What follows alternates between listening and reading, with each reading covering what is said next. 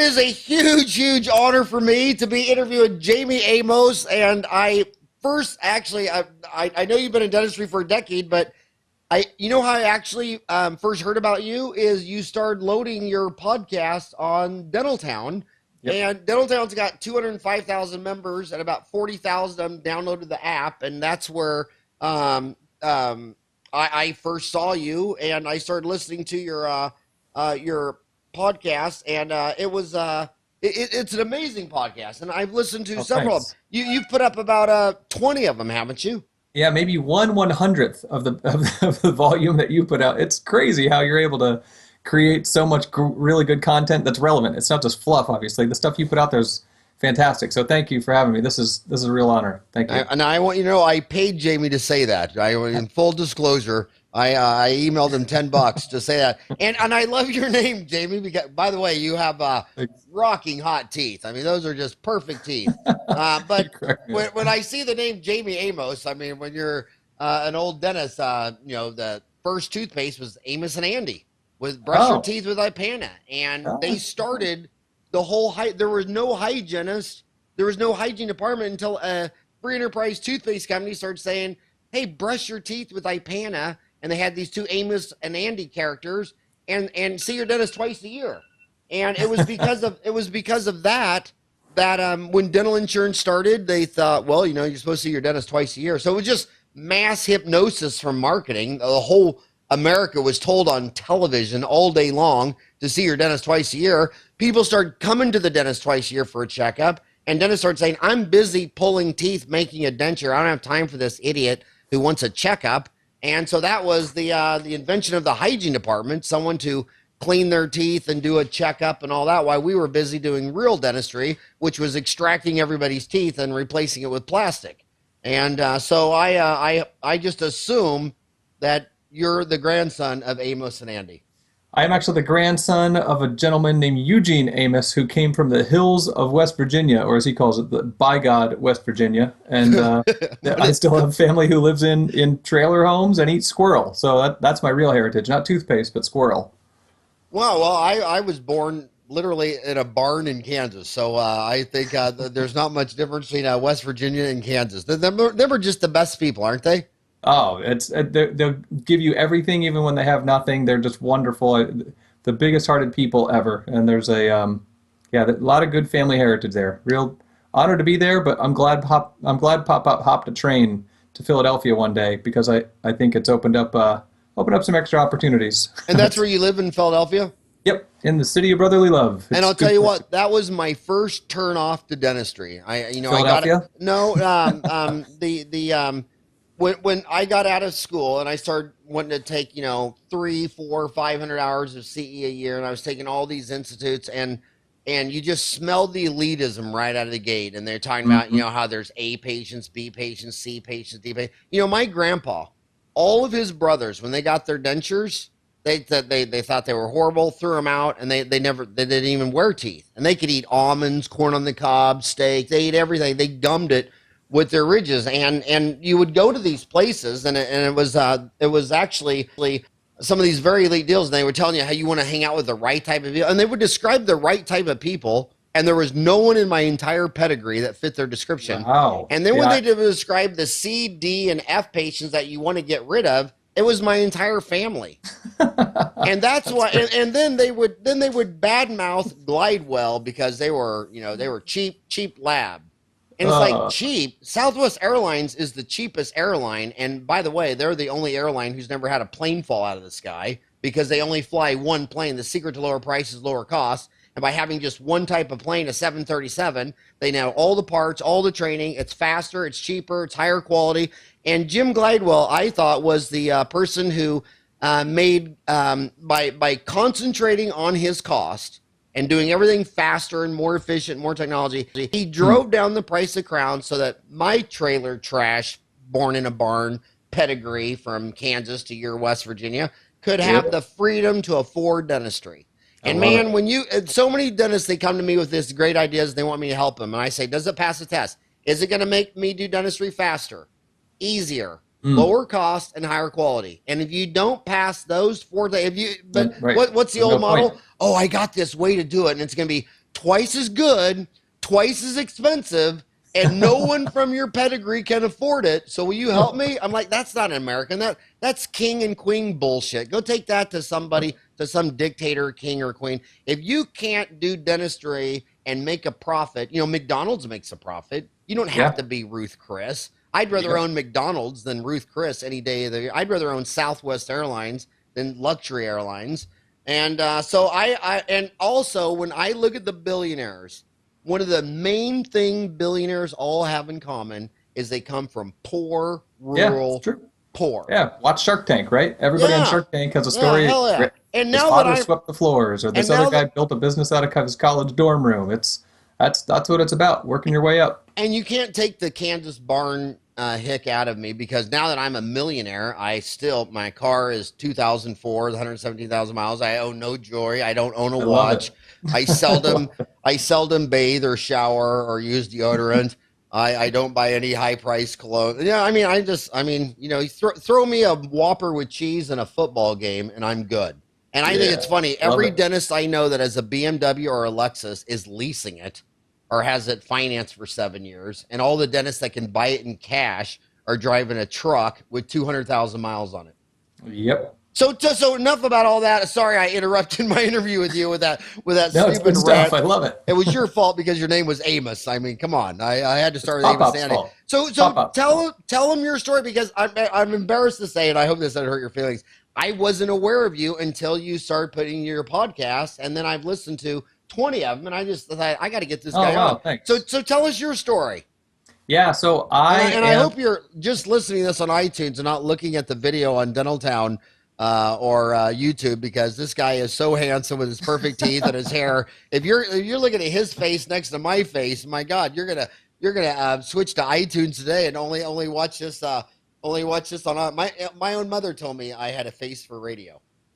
Well, Howard, you have the exact haircut I wish I could have, because it's so simple. I know. I loved it when my hair fell out. People say, "Oh, dude, are you bummed you're losing your hair?" I said, "Oh, that's the best thing ever." I lost my comb, my brush, my shampoo, my conditioner. I said, I lost a pain in the ass. Yeah, you're ready the minute you wake up. You're ready to go. So tell us your story. And by the way, you look like you're 23, but you must be older than 23 if you've been doing this for 10 years. How old are you? I'm 37, August 4th, 1978. So that's 37 or 38. So what are you on, like human growth hormones or steroids? Or how do you look that young at 37, dude? I just had my license renewed, my Pennsylvania driver's license. And I looked at it and I thought, dang it, I'm still going to get carded. My picture still looks like I'm 12. So what's your story? How did you get into dentistry? Yeah, it's been great. I've got a degree in business. I studied overseas, Latin America and Europe. Great experiences, but I loved small business. So I grew $1 million business with my cousin. It was in the recruiting industry, nothing to do with dentistry. But after about 4 years, I sold my shares back and I started buying real estate, a whole bunch of other stuff. I bumped into an old friend, an undergrad roommate from college who went to Temple Dental. And he said, Jayme, I need some help. I said, what do you need? He said, I need something called a boards patient. I said, what's that? That sounds interesting. I've got some free time on my hands. So I was sitting with one of the doctors who's the head of the Center for Professional Development, the ADA. And when I told her this story, she said, oh, Jayme, God bless you. There's a special place in heaven for people like you who are boards patients. I said, no, hang on. I've not done the story yet. I was 45 minutes late because I had no idea how important this thing was to my buddy Joe, my undergrad roommate. And Joe, I'll leave his last name nameless, Joe failed. Joe failed the boards because of me, because I was 45 minutes late. So I have no special place in heaven for boards patients. I'm just an embarrassed person who tried to help out a friend and made him fail. But through that, I got to learn about him and his father's business and some of the amazing people in dentistry who are thankfully gracious enough to still be my friends, even if after I make them fail. So through all that, I decided that, you know what, my real estate experience, my small business experience, I'd love to see if that could intertwine somehow with dentists, these good people who I've been teaming up with. So now it's been 10 years of working with them. The first doctor we worked with was just outside of Philadelphia. He was near his business partner, or his would-be partner. He was promised a partnership. His name is Dan. I'll leave his last name empty, but he said, Jayme, I'll fill in all the last names later. Okay, I'll thank edit you. them back in. Smith, Jones, Yeah, so he said, Jayme, I got to get out of this partnership. I've been promised partnership forever, and I'm not getting anywhere. Do you have any ideas? So we did some demographics homework. We did some site selection ideas, things that I had seen work in other parts of the country with other businesses. And he grew like crazy. He was about half a mile outside his 10-mile non-compete radius. We teamed him up. I figured, well, if you're looking for these kinds of patients, 50 to 65-year-old patients who need this kind of dentistry you're talking about, whatever this inlay and onlay thing is, if you're looking for those kinds of patients, why don't we put you near them? So we put his office near them, got him a fantastic lease with some of the lease negotiation things that we've been working on for years in other parts of the country with other commercial real estate. And man, so I'm sure there are faster growth stories out there, but this guy grew to 1.2 or 1.4 million in 3-4 years. But his real dream wasn't just to have a successful practice. His real dream was to sell the practice and move to Florida. So after some really cool successes and high fives and everything else, he sold the practice after just 3 or 4 years and moved to Florida. So, and what city was that in? Philadelphia. Yep, just outside of Philadelphia, Westchester, Pennsylvania. That is amazing. When you go to Florida, everybody retired from New York, New Jersey, and Philly. Yep. And then if they're west of the Mississippi, they all come here to Phoenix. That kind of be the. But I want to start with your first thing you mentioned, though, the boards. It's really not your fault, and it's really not your fault that he failed the boards. It's thank you for that. That doesn't make me feel better, but thank you. Well, it is not your fault because you're the class example of that. Is a test should be standardized, and boards are completely bullshit because how can you have a standardized test when everybody has a different patient? I may be giving you a shot and you're flinching and not getting numb. And another guy might have some guy that just gets a shot numb. My patient's late, your patient's early. And there's been a lot of lawsuits. I'm not going to name states because it'll piss off people in Hawaii. But there were lawsuits that where dentists went to the courts and said, look, if you're born in Hawaii, your pass rate is like 90%. And if you weren't born in Hawaii, you almost no one ever passes. And it was actually a court system that said, I think this has more to do about protecting the good old boy country club than a standardized test to see if you're qualified. So boards are completely they need to be a standardized test on a mannequin or make it written. And furthermore, I went to an accredited dental school for 4 years and they graduate $400,000 in debt. And the government needs to test me for a day. Why don't you go test the damn school? I mean, the school should be certified that says, they graduate board certified dentist. Don't be harassing some kid $400,000 in debt where everybody has to bring a different patient and fly. I was in Kansas City and I had to find a patient and fly them all the way to Southern Cal, Redlands. That dental school in Loma Linda. And my dad and mom never gave me a dime. My dad told me if he paid for my college, I would just go to school and do drugs and chase women. So I never got a dime. I had to buy all my drugs with student loan money. And, that felt horrible when you're buying a bag of weed. Similar path. My dad said, I can go anywhere you want and you'll pay for it. Yeah. And so basically, so the boards are bullshit. Let's just get that out Friday. You should have no guilt for that. In fact, what you should have done is you should have went and found a fancy attorney and went and sued the school. Sue everybody. I mean, why? How are you an accredited dental school, Temple Dental? By the way, no one's ever said Temple Dental made it rhyme to me before. I've heard of Temple Dental School, but the way you said Temple Dental, it's like, you should be a rapper. I didn't even know those two words rhymed. You must listen to rap music if you could rhyme temple and dental as sweet and eloquently as you did. So then where did you go from there? So you built your friend's dental practice? It's been great all the way up till, so did that and, all the way up till, last month we helped a doctor open up a new facility. So now we help doctors open up practices all over the country, right? So we're working with doctors in Seattle, Portland, Arkansas, Iowa, Tampa. I mean, you name it. We're working in all parts of the country to help doctors open up practices. My goal, my passion, is who's to help. Who's we? My team. So my team of folks. We've got 7 people on our team. So we're helping in doctors. Valley. Yep, we're helping doctors open up practices successfully with a proven process. So I think, the startup process feels really scary, and rightfully so. There's a lot on the line. But I genuinely think that anybody can do it. I think anybody can open up a startup practice. There's a proven process to do it.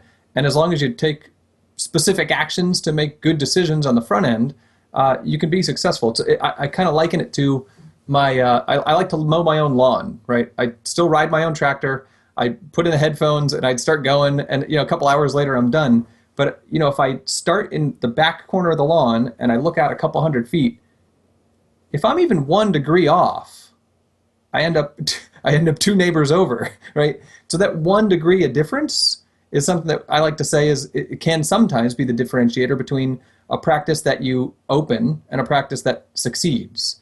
I think there's a misunderstanding through lots of dentistry, and forgive me for critiquing a very amazing industry, but there's this misunderstanding that startup dental practices have a really low failure rate.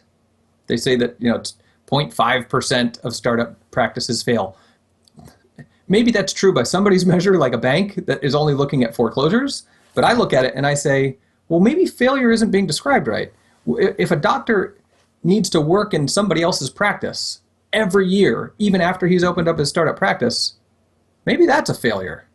So at least by my terms, that's a version of failure that I don't agree with. I think if a doc is going to invest in his or her education and then invest $500,000 in opening his practice or her practice, and then maybe another $500 to $1 million in an actual building, in a structure, so that they can own the real estate for their long-term net worth gains, if all those things are being done and they're still working a few days a week in somebody else's practice 3-4 years after opening, that 1 degree might have been a little bit off. So our hope is to keep that 1 degree back on track so that nothing is done wrong on the front end, putting you in somebody else's yard on your tractor, so to speak.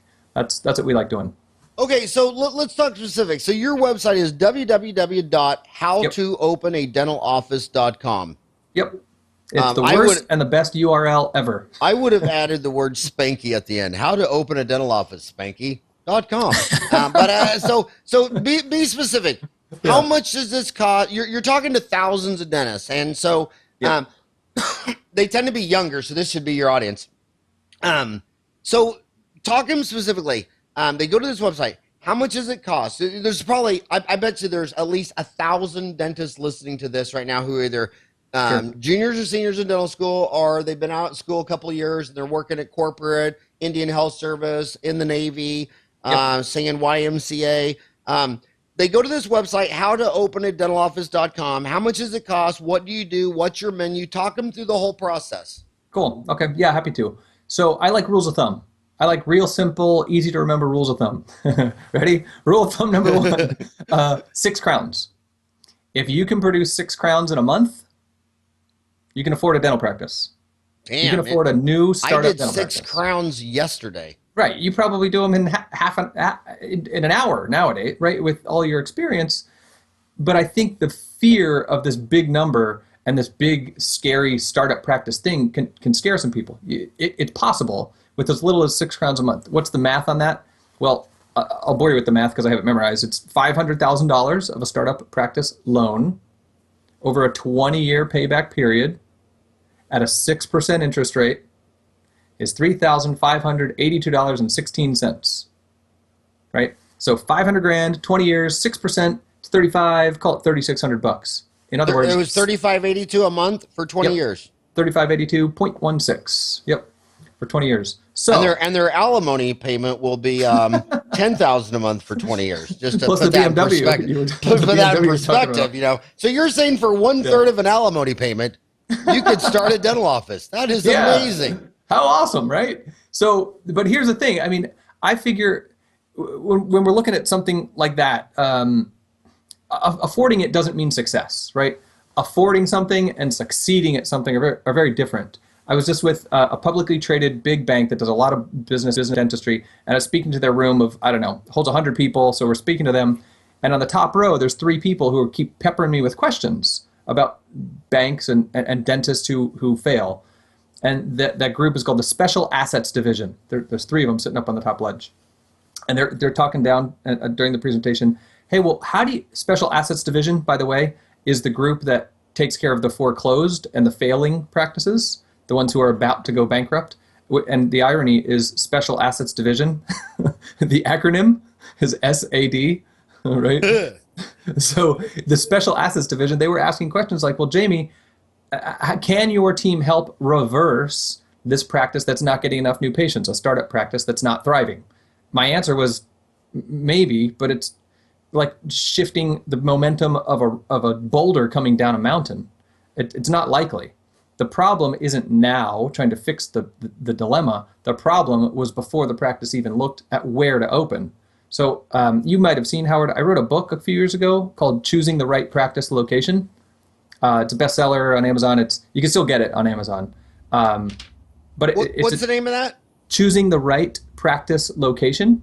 Choosing the Right Practice Location by Jayme. That's Jayme, because they don't know how to spell in West Virginia. He probably sounded it out, right? No, well, my parents were hippies on top of it to make matters worse. By Jayme Amos. And what year did that come out? That was in September, second half of 2013. Now, so are you looking at that book to generate leads for your primary business, or are you trying to make money off the book? Both. Well, my hope is that people who want to pick up the book will get real practical tips. There's 9 or 10 really specific things like this one. You ready? One is choose your landlord. Nobody chooses their landlord, but Howard, you have plenty of experience on this topic. We all know that commercial real estate is a dangerous, dangerous game where landlords hold all the chips. They hold all the cards. Choosing your landlord, to me, it means let's look at the lease just as importantly and hold it in just as high of esteem as the way the building looks. So instead of just saying, hey, there's a pretty building, let's go look at the landlord and see what kind of track record the landlord has. Let's factor that into the equation. Because we all know there's some lease negotiation folks out there who do a good thing for dentists. But what a lot of times they're doing is unwinding really bad leases. There's 40 or 50 pages. I just helped negotiate or review a lease in Tennessee for a client who's got a 90-page lease. It's one of the longest ones I've ever worked with. 90-page lease, figuring out how to make sure that the landlord's protected, not the tenant. It's not like commercial residential real estate where the tenant gets all the protection.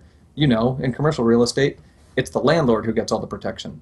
So I like to make sure that we kind of look at things from a new perspective. That's what the book is. I'm not here to sell a book, but I want you to sell the book, because my whole goal with the podcast, it's not the Howard Farran show. It's me interviewing. I'm trying to turn all these dentists on to smart minds, because I believe that my 28 years of doing dentists, the dentists who took 100 plus hours of CE a year, 20 years, 30 years later, they were on top of every goal they wanted.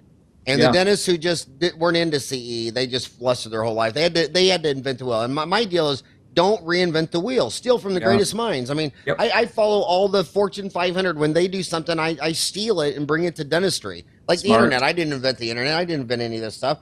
And so I'm thinking, if I, instead of them going to a study club once a month, and so they're going to get 12 lectures a year, I could get them 12 in a week. And their study club is going to be people from their city, whereas I can pull the guy before you was from Sweden, Gothenburg, Sweden. Cool. So my deal is, I want you to sell your book, because I believe if I can put a free podcast in their iPhone, and they they accidentally get a new habit of listening to me on the way to work instead of listening to the Grateful Dead and smoking a joint, on the way to work, they should be listening to a podcast. That so much information is just going to randomly slip into their head. The next thing they know, they're going to be successful, and they're not even going to know why.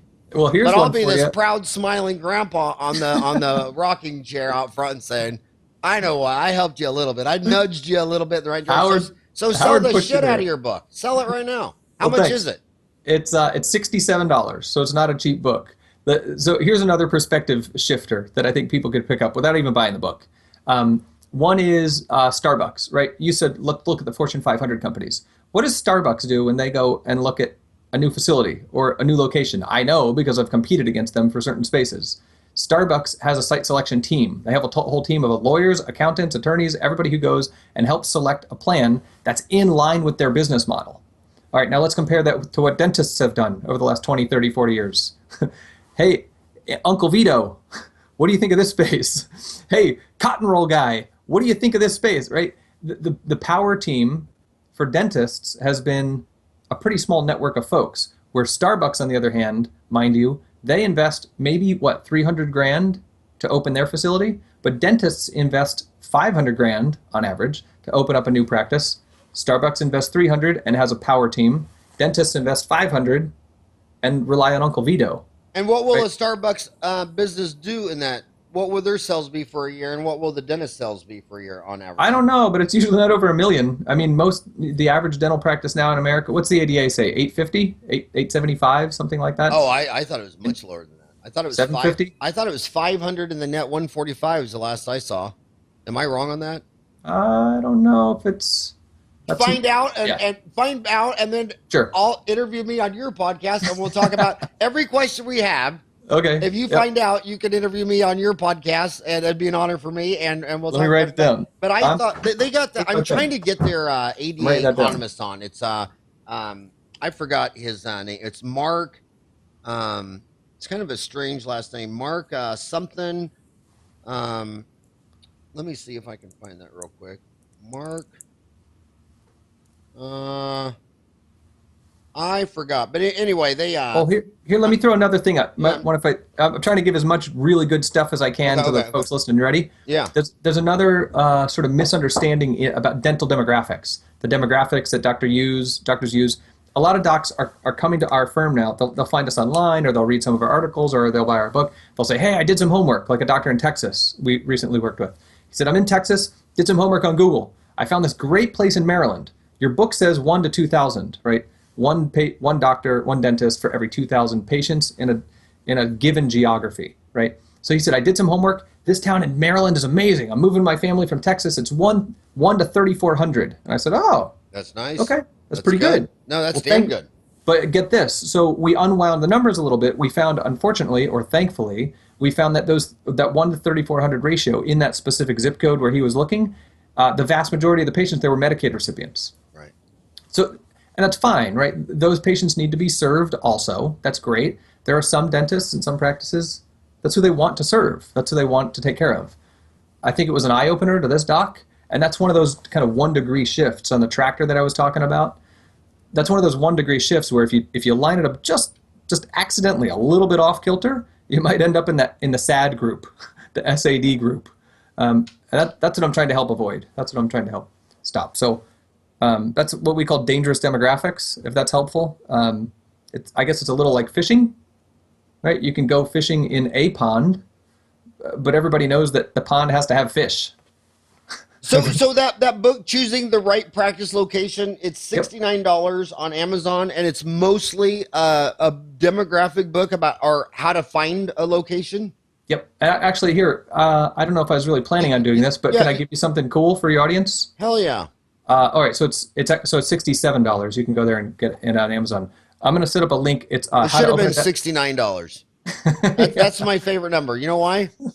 Why is 69 my favorite number? it looks fancy. It's kind of That's how old my idol when I grew up was Mother Teresa, and that's how old she was when she got the Nobel Peace Prize. I like that. Yeah. That's pretty cool. Yeah, they tell you all these Catholic stories, and my two favorite saints, whatever, was really Martin Luther, who's the first Catholic priest to stand up to all the bureaucracy of the Catholic Church and be the first protester, and wrote down his 99 problems he had with the church, which now have all been addressed.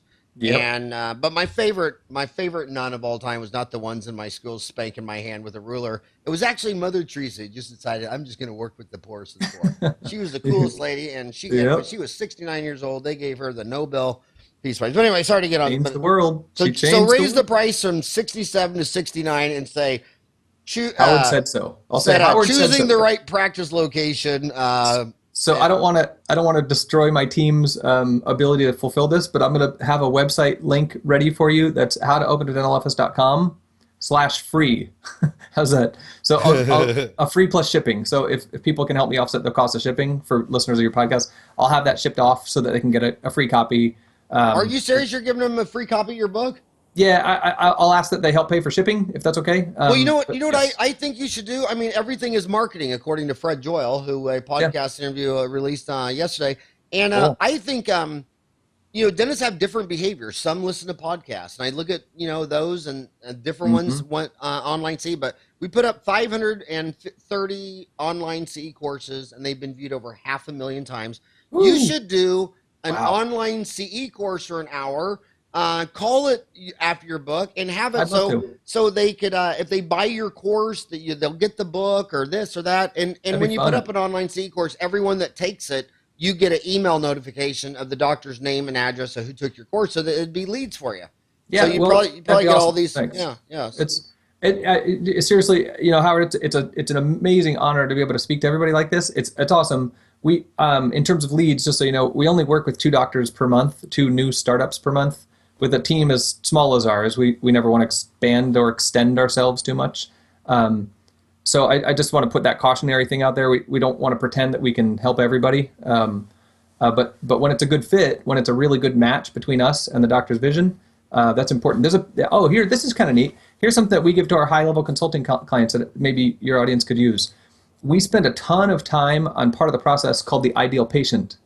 So we go through a pretty rigorous process of extracting from the doctor what kinds of patients they're most satisfied serving. So my belief is that if we can define that really well, then we can build a marketing strategy to go chase those folks down. We can build a floor plan. So I hire who I think is the best dental floor plan designer in the country. His name's John. He's incredible.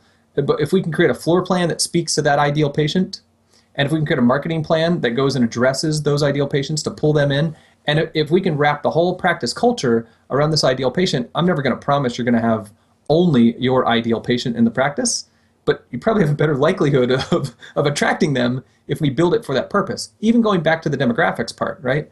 If we can find a demographics location that is specifically situated to find those kinds of patients, then you're probably going to get more of them. There's a doctor in Tampa that we worked with years ago. He said, Jayme, after this process, for him it took a couple weeks. After we went through this process, I was really surprised that my ideal patient, this is his words, my ideal patient was a single, African-American, professional female, age 35 to 45. Hell, that's my favorite patient too. My God, I had no idea. Did I fill out the form? Are you talking to me? You're the one.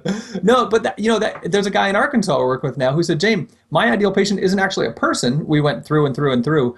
His ideal patient is a small family unit of boys who are of baseball age. He loves talking baseball. He said, I want to be able to connect with Jimmy, and I want to be able to talk to Mama about how Jimmy hit the ball. I want to talk to the dad about how Jimmy stopped the shortstop ball from getting through. I probably just butchered some baseball language. I'm sorry.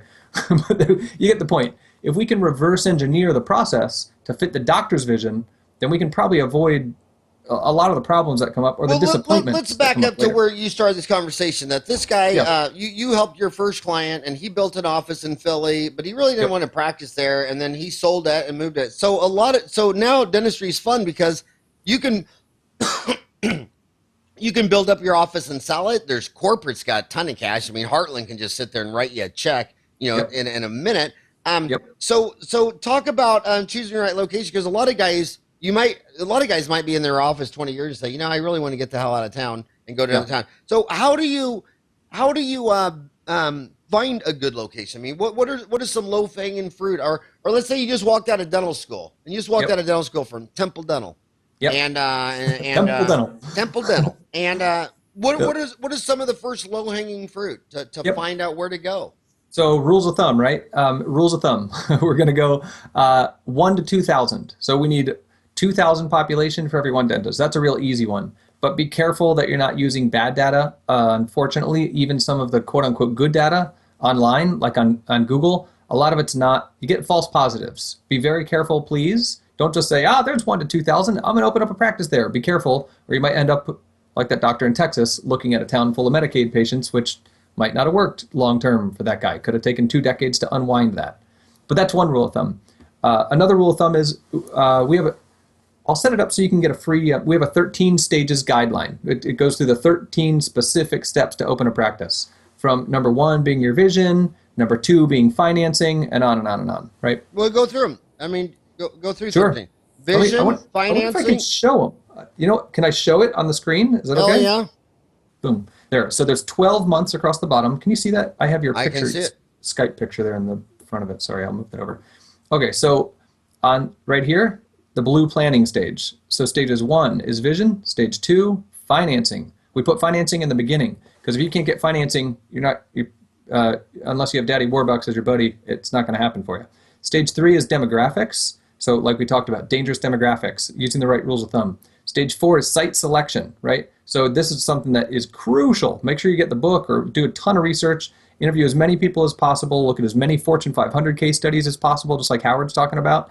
Your site will determine your long-term progress. Your site selection will determine your construction costs. Your site selection will determine if you're going to spend twice as much on marketing or half as much on marketing. It just will. So your planning stage, that's the blue stage. The pink stage, stages 5, 6, 7, and 8, is the design and floor plan, your equipment selection, your construction bidding. My team does all this, by the way. We negotiate for equipment, we negotiate for construction, we monitor the construction companies, we hold them accountable to timelines, and we penalize them if they're late, all those kinds of things. And we design the floor plan with John, who is, he hates when I say this, but he's the Picasso of dental floor plans. He's amazing. So anyway, those are the 13 stages, on and on all the way through the average. Keep going. Okay. Stage 9, so it begins our implementation section, 9, 10, and 11. 9 is marketing and hiring. So we walk clients through some best practices in hiring and marketing. And you know Ginny Haggerty and I just released some information on the Ideal Practices podcast. Am I allowed to plug my podcast here, Howard? Absolutely. Hell yeah. I think in hope, growth, and abundance, not fair and scarcity. I want every dentist to read every magazine, every podcast, and get everything they can until they're happy and healthy. That's my goal. I want all the dentists to be happy and healthy. That's my goal. You know Ginny, and Ginny is awesome. Yeah, Ginny, she's amazing. Ginny is hiring a genius for dentists. Go listen to her podcast interview. I would pay money to go to her course for what she shared on that podcast. Will you tell her to call me and podcast and call me to podcast or email me howard@dentaltown.com and tell her to get on here and plug her podcast. Yep. Yes, absolutely. Ginny, we'll call you later this week. Is your podcast on Dentaltown? It is. It's idealpractices.com. Oh, okay. Ideal Practices. So the name of our firm is Ideal Practices. How to open a dental office.com is like a big white paper, tons and tons of free articles to open up your own practice. So stage 10 is where construction begins, and that's where we have really firm contracts to help manage the contractors so they're honest, ethical, on time, and everything else. Stage 11 is equipment installation. Stage 12 is your dry run, and that's so fun. We go in for a whole day and we go through a 200-point checklist before you open. So we help train the team and get everything going. And so we come in on site, we fly in. So anyway, if you want to take a screenshot of this, doctors or whatever, use this. And then we put a little worst case scenario here. It might be, I don't know if it'll show up well on the screen. Actually, can you do me a favor? Yeah. Actually, why don't you start a thread and say, my notes from how to open a dentaloffice.com interview with Howard, and then tell him that, we just did a podcast. And when the podcast comes out, we can post that in that thread. But you could post these 2 graphs. Cool. So then all the users looking at these graphs, all they got to do is go to Dentaltown. And if they go to Jayme, they do a member search for Jayme, Jayme Amos. Yep. And then it'll show how many times he's posted.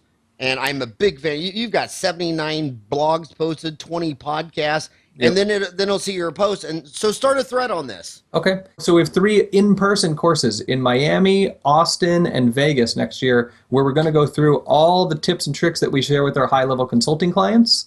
And we're just laying it all out over 2 days with experts from around the country specifically for opening up new practices. Miami where? Miami, Austin, and Vegas. Oh my God. Those are literally 3 of my favorite cities on earth. Well, you're going to have to come hang out with us. So then we look at demographics. Okay, so I want to just ask some specific questions about some of these. Demographics, rules of thumb. Is it better to go rural than urban? I mean, is there really any unfound jewels in a big metropolitan like Philly or Phoenix or LA? Or do you really need to go rural? Yes and no. It totally depends on the city, and I hate saying it depends, but the truth is, so there's I'm wearing Depends now, so you can say it. Okay, then it depends with fluffiness. How's that? But, so get this. This is a real true thing. I won't tell the exact town because I don't want to get people sniffing. There's a client we're helping move from Virginia to her family where they live in, let's just say, Northern California. The ratio there, hang on tight, it's 1 to 33,000. And it's Now, was not she able to pull her house all the way there? How long did it take her to pull her house from Virginia to California? that's what she hires me for, to drag it with my teeth. you, you drove her house. Yeah. Yeah, but rules So it of thumb, depends. urban, Yeah. rural, or it depends. It really depends. I hate saying it like that, but yeah, it truly depends let me, because it's not even so much the ratio. The ratio is important, but it's more important that we define your ideal patient and find plenty of them. Not just the ratio, but the ratio with recognition for your ideal patient. Otherwise, you could be trapped sitting chairside with patients you hate, and I don't want that to happen. well, you know what? The one thing all my MBA, but I got an MBA from Arizona State University. Yeah. Will you pull that back up? Sure, yeah. Yeah, because I'm gonna go through it. Yep. The one thing in common, all my MBA friends have in common, is our favorite book author was Jim Collins, and he wrote buddy. The Yep. Good to Great, but he Real. also wrote what was more intuitive, which was How the Mighty Fail. Mm. And he wrote a book on this is what made everybody go under, and I thought that was amazing. And the point I'm trying to make is that when you talk about demographics, during that 2008 financial meltdown, 2009 depression, about 65 dental offices went bankrupt in the Phoenix Valley, and they were pretty much all in one area of North Scottsdale. Oh, So man. that's the reverse of demographics. So if you go into a city and say, well, is there a hidden good place to go? Okay, that's good to great. But how the mighty fell, I noticed when they fell, they all pretty much fell. So in the richy rich, Yep. everybody thinks that's where all the rich people. So I want to go back. Can down I to tell you what we call that, Howard? What? In my book and in my publications, we call that pretty towns. So Yeah. we say do not open in pretty towns. And again, that's a rule of thumb, that's a generality. But if you have a pretty town where you can walk to the Starbucks from your little nice boutique stone-laced office with a nice sidewalk, there's a really good chance that's the wrong town. Don't open in pretty towns as a rule of thumb. Yeah, and the other thing is what people don't realize is when you get to those rich, pretty towns, an acre of land might only have 2-3 people living on it. Yeah. But when you get to like my area, I'm in Phoenix. I'm in actual Phoenix. There's an acre in Phoenix, and by my practice, that has an apartment complex that might have 3,000 people living in it. So the density of right. people. Yep. Okay, Yeah, so I'm going to keep going down. Design and floor plan. One of the things I always cringe about is the dentist will lay out all this plumbing and electrical and nitrous lines and all that, then backfill it with cement.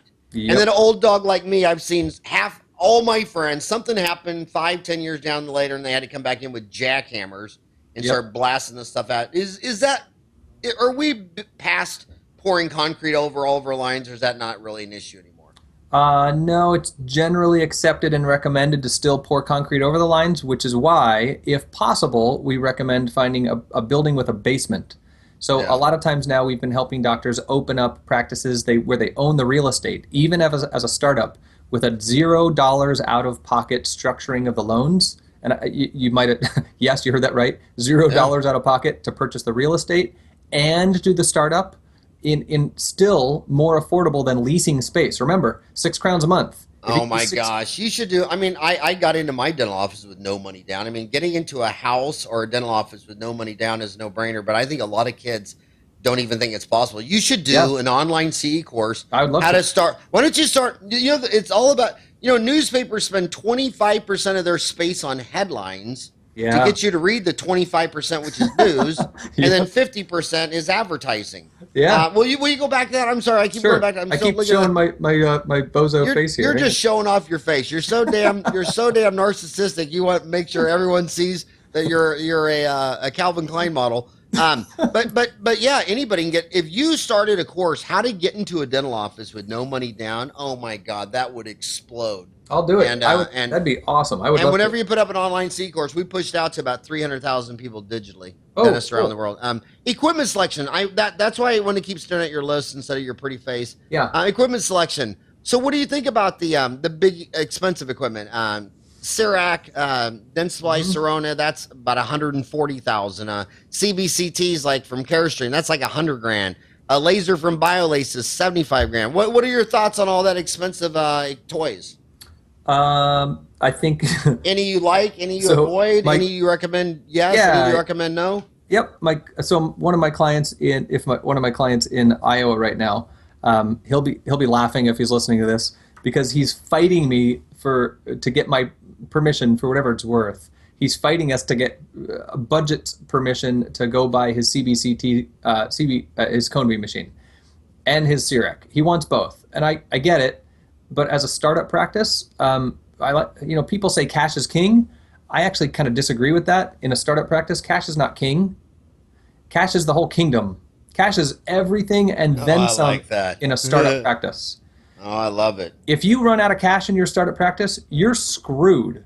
So it's my goal to make sure that you have a really firm budget in place. My director of consulting, his name's Steven, he actually builds out business plans for our clients where we have 12-month projections, 1, 2, 3, 4-year projections, real business plans, the kinds that I studied in the boardroom at Goldman Sachs when I was in Europe, right? Those kinds of things. That's legitimate business planning where we can project for the future. So my real feelings, to answer your question, I think it's amazing technology. Clinically, patients deserve it. But from a business perspective, if your business runs out of money, you won't be seeing any more patients. And the other thing is, the thing about, I don't get it about CAD/CAM or CEREC anyway, because with CBCT, I mean, they're all, in 5 years, the new model is so much better than, by 5 years, you'd want a new one anyway. So Can I give you a way to hijack the system a little bit? Yeah. I'm not going to make any friends with the real big companies by saying this. I don't have any friends, so continue. So I've pissed off every dentist in the world at least once with some comment I made. the market of warranted, refurbished, and installed equipment is exploding right now. So we just helped a client get a $50,000 pan for 19 grand. Yeah, and do you want a And guess what? 5-year-old? It's got 1,000 images on it. So listen, it's just like driving a car off the lot. If you drive a car off the lot, everybody, Lord knows, it's worth what a quarter. If you want to have a 5-year-old smartphone, then go buy a CBCT. And yesterday in my office, and yesterday in my office, we got CEREC. I mean, every single patient, it's like, well, okay, here's the deal. I can do it in one appointment right now, but you're going to be in this chair for 2 hours, or I can have you out an hour, come back in 2 weeks for 30 minutes. Yesterday, I think I did 5 or 6 crowns. Every single person elected to come back because it was Monday. How many Mondays do you have in your life where you got 2 free hours to sit in my chair? Yeah, I mean, I'm asking you. Yep. I'm asking you. I mean, if you were in my chair, what would you want? Would you want an hour on Monday and come back in 2 weeks for half an hour, or would you want to give me 2 hours on Monday? I'd give you 2 hours on Monday instead of coming back any day of the week, right? It's the economies of scale of my time. I'll give you that time. I'd rather not have travel, not have a headache. But yesterday, nobody took that offer. Why? Why is that? Because they want it out of there. Don't get me wrong. I don't have 2 hours, but at the same time, I don't have 2 days. and that's intelligent thinking, moderation. You get a CBCT, you get a CAD/CAM. It'll be great for some patients, but then dentists will get it and they'll do it on every patient. And if you get a CBC, if you get a CAD/CAM, you think all your crowns are going to be CERECs. Yep, you're not right in the head. You're not right in the head. So just simply not right in the head. I'm not a clinician, and I'm not maybe qualified to comment on it. But my gut feeling, my opinion is that it's great. It's a great care option, but it's really bad financial choice for a startup. Okay, I want to go back to the location. Do you like medical, dental, professional buildings, or do you like commercial real estate? Yep. So yes, if it fits the doctor's vision to be associated with other MDs or other medical professionals, one of the things I love about that is for the doctors who are willing to go shake hands. One of the most powerful elements, I just released a podcast on it, sorry to plug it again, it's how to be the only in-network provider, right? And the concept is basically become the quasi-insurance company. You can't call it insurance, we're not allowed to call it insurance, but if you can deliver a dental benefits plan through the other medical providers in something like a medical building, if you could be the chosen dentist for the patients and or the staff of the other medical providers in that medical complex, it's a home run, right? Then you're technically the only in-network dentist because it's your plan. But that only works for the doctors who are willing to go shake hands and build good camaraderie with those other professionals in the building. In those kinds of situations, I love it. It's a grand slam. I love it. And your podcast is called How to Open a Dental Office. So that's our white paper site, How to Open a Dental Office. Idealpractices.com is where the podcast is. It's the Ideal Practices. Is it on podcast. iTunes? Yep, it is. And for a complete list of the most rocking hot dental podcasts, just go to Dental Town. If Yeah, you're that's on a there. smartphone, It's there. Yep. download the Dental Town app. It's free. And then under the section more, there's a dozen of you guys. I just listen to them in order. I mean, Oh, it's I awesome. just And listen to one right you after the other. you have the best guests. I'm not just blowing smoke and saying I'm honored to be here. I mean, I look at your lineup and it's amazing people with amazing insight. It's really cool being here. I Well, it's fun Yeah. because I'm addicted to my new. This is my new hobby. I've only been doing it for a year, but it used to be, you're always going to lunch or dinner with some dentist, and Yeah. now it's like I don't want to sit at a restaurant and eat 3,000 calories and drink because I'm fat. I'd rather just podcast it because it's scalable. I mean, Yeah. instead of us going to lunch and having a few beers, why don't we just do it on Skype so other people can listen? Because I just think it's a gorgeous thing. And I Back have had a back beer during not this podcast, but during some podcasts I have had beer during the podcast. on the back to equipment, is Yeah. there any advantage? I mean, there's dental chairs that are top of the line, like ADEC out of Oregon. Yep. There's lower cost, middle cost. What are your thoughts on operatories, and how much do you think you should be spending on an operatory? I mean, you got an operatory number, like how much it's for an operatory versus does and furthermore. Yep. Do you recommend them plumb for like 4 and just starting with 1? Do you like plumbing for 5? What's your model? So depends on the doctor's vision, right? I said not say depends Yeah. anymore. I mean, I'm wearing depends. Don't need to No, say it I'm anymore. not. So let's pretend the doctor never wants to have an associate and wants a boutique practice. We're working with a doctor in New Orleans right now who probably fits that model. She wants a very specific boutique high-end practice model. For her, any more than 5 operatories is probably not right. Why is that? Well, with 5 operatories, you got 2 for the doctor, 2 for hygiene, and 1 for overflow or emergency, right? So if you reverse engineer all the numbers of an efficient practice model, you can trust me on the math, or we can play around with the math. 1,200 patients is the number that fits 5 ops. So 1,200 patients fits 2 full-time hygienists, where 25% of those patients are in some sort of periodontal therapy where they're coming back 4 times a year. But 1,200 patients fills 2 full-time hygienist schedules 4 days a week, 1 doctor's schedule. Theoretically, 20% of the patients get flipped over to the restorative chair, and then 1 overflow chair. So if you can get to 1,200 patients who know That's you. 4 chairs.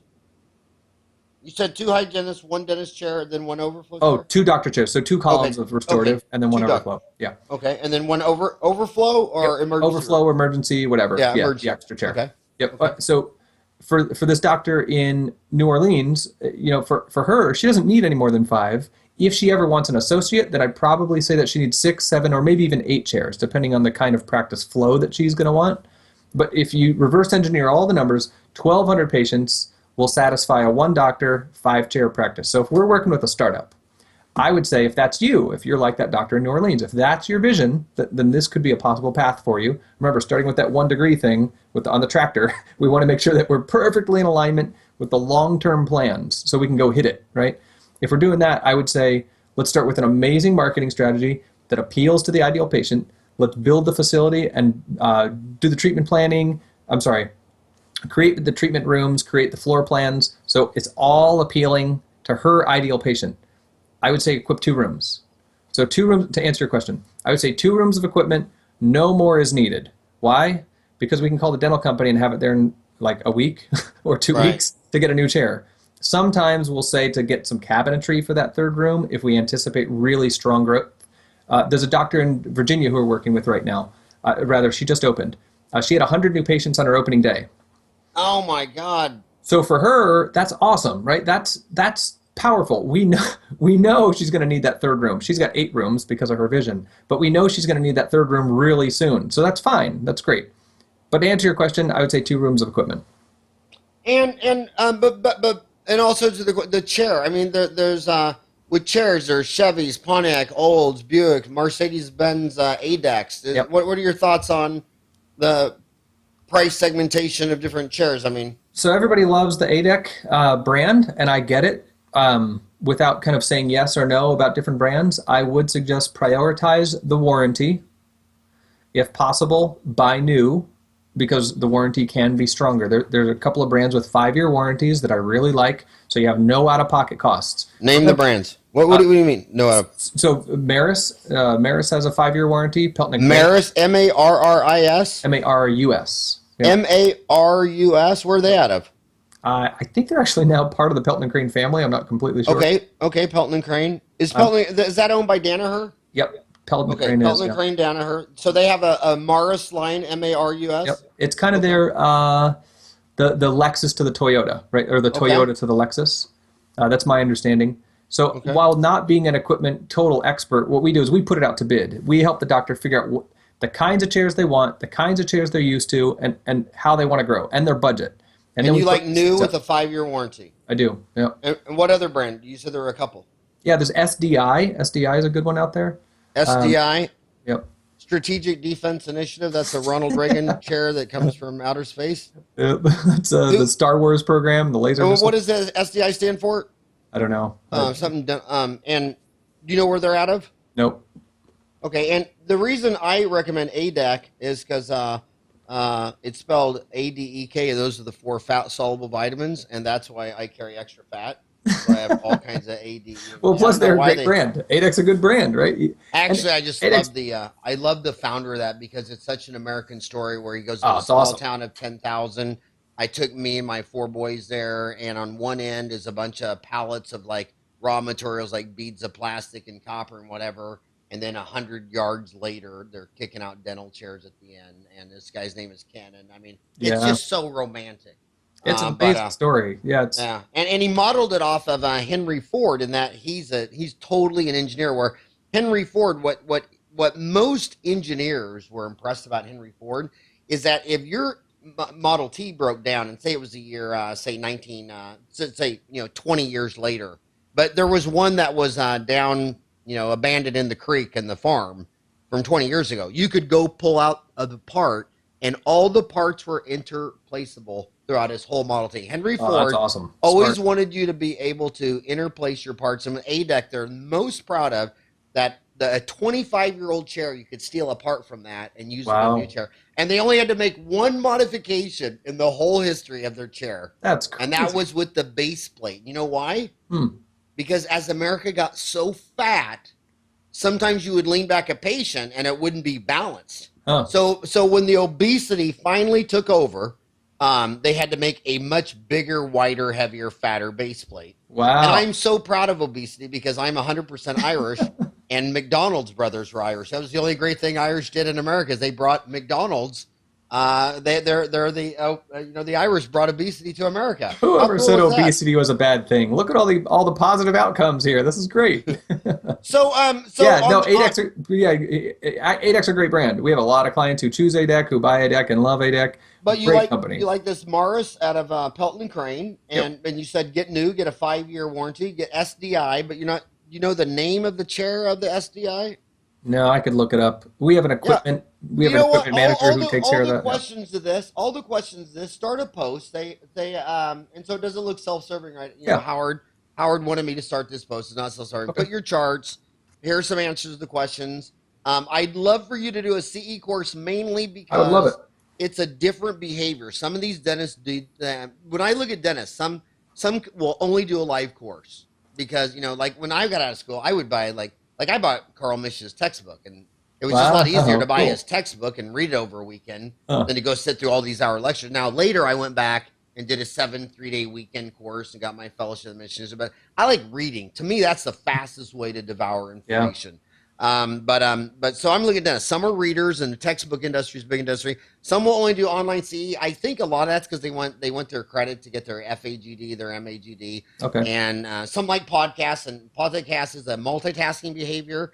They're only listening to us because they have to do something else, like a treadmill or driving to work. Or on their lawnmower, like me. That's what I listen to. Or they're on their lawnmower. And I live in the desert. I don't even know what that looks like. But yeah, so I think, like I say, my whole mission is we get these guys enough information, they'll make some good decisions. Yep. And Howard, I'm not kidding when I say there is a really good path to follow to open up a practice. We hear from docs all the time, Jayme, I just want the control to make my own clinical decisions, or I just want to make the money I believe I'm worth, or I just want to be able to provide for my family without having to commute an hour and a half each way. For some boss who lives in another state, who manages a thing remotely, right? There is a way to own your own practice and do it in a startup fashion so you can get what you want clinically, so you can create a place that represents you really well. There's a way to do that without losing your shirt or becoming one of the members of that SAD division, the special assets division at the bank, right? There's a way to do it that's safe and predictable. So it's my hope to keep sharing good information. And if we can do that, Jayme, good. so I'll just paraphrase what Jayme just said is if you didn't get married and start a family, you wouldn't have to do any of this shit. Yeah, You'd never have to go to I mean, my God. So don't get married, don't start a family. Can I good with that, Ryan? My son sitting next to me. Ryan, if I did it all over again, I should not have had you. Is that Sorry, Ryan. Hey, can I get the website address for that free book again? Would that be helpful? Yes. At howtoopenadentaloffice.com/free. I think it would be functional now, but I'll make sure it's truly functional later. Okay, and if anybody else on your team, send me Gina Haggerty, have her email both of us and have her do a podcast. And if you know any other people in this space that you think I should be interviewing to help you out, and by the way, putting your podcast, or do most people listen to you on iTunes or Dentaltown or YouTube or what's? I don't really know how they find us. We have a few thousand people per month. I think if you're listening out there to the podcast, if you put that thing up for iTunes, that's free. You don't make any money for that. Why in the world wouldn't you put up on Dentaltown? Because you're advertising to 204,000 dentists and thank you for the dentists invitation. All the time. They always tell me, "Oh my God, I used to listen to your podcast, but now I listen to Mark Costas or this other one." And I said, "Well, how did you find it?" They go, "On Dentaltown." It's like, awesome. So cool. Awesome. I mean, can I put a plug in for you, Howard? Because I mean, docs, young, old, in between. If you're newer to Howard or not newer, there are a few people who have what Howard just called the abundance mindset. As I've watched, just kind of like a creepy stalker watching from the outside. There are a few people who have an open source, abundance style mindset, like Howard does, who genuinely, I've watched Howard. I mean, you keep just saying, "Come in and play. Here's my sandbox. Come on in." Right? You're awesome at that. So, on behalf of little guys like me, thank you for doing what you do and making it so that the whole community, all of dentistry, can benefit. It's really cool what you do. Thank you. Well, thanks, dude. Because at the end of the day, we're all going to die and be lowered into the same size box. Yep. So who cares how big your box is? But my whole deal is all the dentists in Ahwatukee that all played and hung out together and were friends. We had the most fun and were the most successful. All the guys who thought in fear and scarcity. And so I take that from dental office to dental magazine to dental podcast. And actually, truthfully, I love dentists the most because if your friend is a dentist or a physician or a lawyer, they've read 100 nonfiction books and they can talk intelligently. And if they're not a doctor, dentist, or lawyer, pretty much the only thing they watch is Jerry Springer show. It's Jerry Springer show, maybe 50 Shades of Grey. And when they start talking about things, it's like, come on. I love dentists. And the people that serve in the industry like you. So thank you so much for spending an hour with me. I hope you start the online C course, start that thread, because those graphs are amazing. And thank you for all that you do for dentistry. But you never did say your price. You never did say how much it costs to get your service to start a practice. You said you only take 2 new clients a month, but you never said what that would cost. I mean, it does. There goes his depends again. In fact, now I'm going to have to change my depends. So people can go through our application process and look into it. We're so it's unabashedly not inexpensive. We're not inexpensive. Yeah. Okay. All right, buddy. Well, thank you again for spending an hour with me, and now go shave your head. Thank you, Howard. Bye-bye. Talk to you soon.